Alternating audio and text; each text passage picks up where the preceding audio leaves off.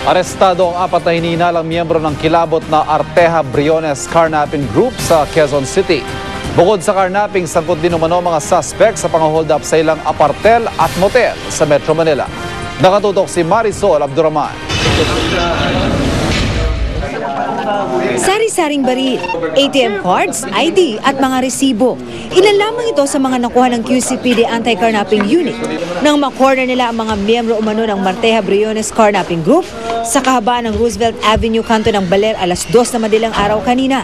Huli ang 4 na miyembro ng grupo, sakay daw ng asul na Honda na ayon sa mga otoridad ay carnap vehicle.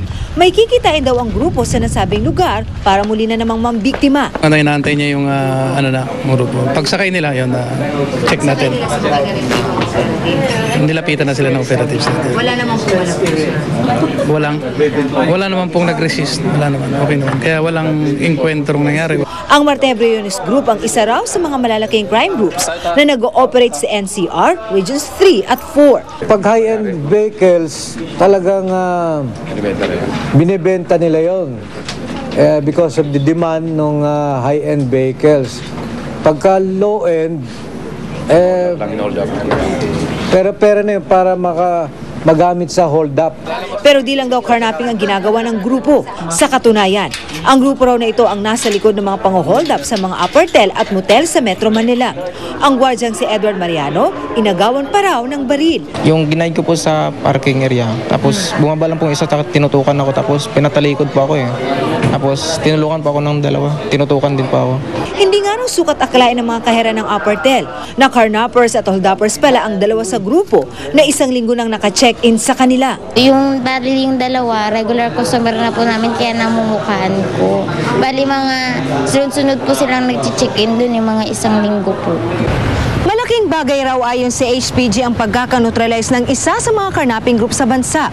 Pero hindi raw nangangahulugan na titigil na ang carnapping dahil marami pa rin daw mga kilabot na grupo ang patuloy pa ring pinaghahanap.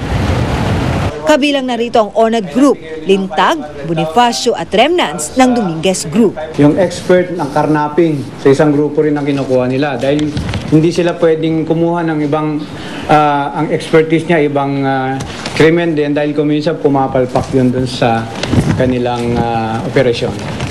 Marisol Abduraman, Nakatutok, 24 Oras. Sumabak na si Senador Coco Pimentel sa kanyang unang araw sa Senado.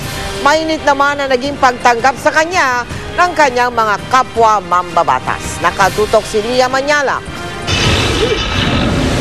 Mainit ang pagtanggap ng mga senador sa pinakabago nilang kasamahang si Senador Coco Pimentel kanina. Formal din siyang nanumpa bilang senador sa Senado kanina kasama ang buo niyang pamilya. Congratulations and welcome. Nag-uumapaw sa pasasalamat si Pimentel sa lahat ng tumulong sa kanyang makarating sa araw na ito. My nanay is my most valuable prayer warrior and my tatay is the source of my DNA, the DNA of a Democrat and a freedom fighter. Inulit ni Pimentel na isusulong niya ang electoral reform, pagpapalakas sa mga LGUs lalo na sa mga barangay at kapakanan ng OFWs. It was a political combat that was waged on behalf of our people. They deserve better than what rotten members of the Commission on Elections, abetted by equally rotten government officials, had decreed in the senatorial elections of 2007. Bukas sa Majority Caucus pag-uusapan kung anong komite ang ibibigay kay Pimentel. Pero sa ngayon, sina Senator Cheese Escudero na chairman ng Justice Committee at Gringo Onasa na chairman ng Public Information, handa raw ibigay ang mga hawak nilang komite kay Pimentel kung ito ang mapagkasunduan ng mayorya. Sa akin walang problema yan. Menos trabaho yan kung sakasakali. But ako, I have no problem with. But it doesn't have to be me that should sponsor the FOI bill. Welcome rin daw maging miyembro ng Local Government Committee ang bagong senador. Una na niyang sinabing gusto sana niyang hawakan ng komiteng ito. But we need all the help we can get. Kaya gaya sa pagpasalubong ko sa kanya, sabi ko ginagawa namin ang mga iniwan ni Senator Nene sa local government. Proud naman sa anak si dating senador na si Aquilino Nene Pimentel. He has the brains at saka siguro the heart, sir. between two mothers. Bago ang sesyon, nagpamisa at binasbasan muna ang opisina ni Pimentel, ang opisinang iniwan ng nagbitiw na si Migs Zubiri. Binago na rin ang itsura at kulay ng buong kwarto. Napaulat daw kasi noon na may malas sa opisinang ito. E di bigyan natin ng swerte. Halika, tingnan natin. Magtatrabaho rin para kay Pimentel bilang assistant legal staff ang bar exams blast survivor na si Raisa Laurel. I believe din po sa stand nga po ni Senator Pimentel like sa electoral reforms. Lia Manyalak, Nakatutok, 24 oras. Dalawang pawikan na magkahiwalay na nasagip sa Kabisayaan at mag-inang itim na kalabaw sa Bangas, South Cotabato, puti ang bunto. Yan ang tinutukan ni Salima Refran. Nailigtas ang pawikang ito matapos matrap ng 2 araw sa makina ng isang power plant na malapit sa dagat.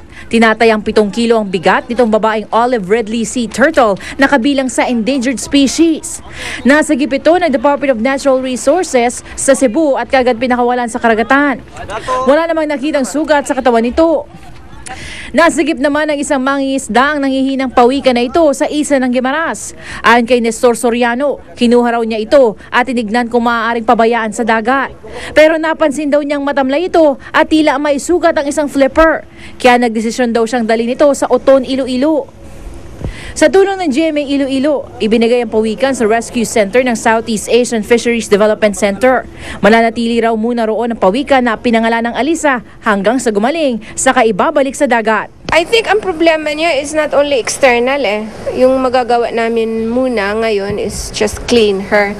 And then observe, ilagay namin siya doon kasi she cannot be placed with the others kasi parang obviously may sakit siya So doon muna siya sa isolation tank.